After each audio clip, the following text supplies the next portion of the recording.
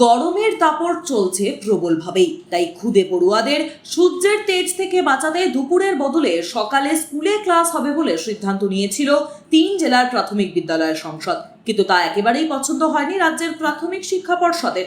বাঁকুড়া, পুরুলিয়া ও পূর্ব মেদিনীপুর জেলায় বাতিল হয়ে গেল সকালে প্রাথমিক ক্লাসের সিদ্ধান্ত। গরমের ছুটি শেষ হতেই ফের সেই ঘটনারই পুনরাবৃত্তি।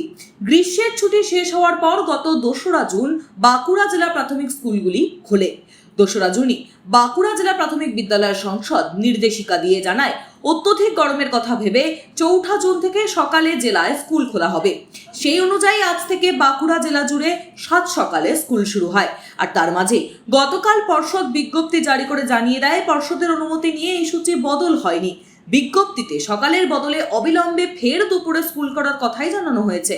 পর্ষদ ও বাঁকুড়া জেলা বিদ্যালয়ের সংসদের টানাপোড়েনে এভাবে বারংবার স্কুলের সূচি বদলে সব থেকে বেশি সমস্যায় পড়ছে বাঁকুড়া জেলার প্রাথমিক স্কুলগুলি।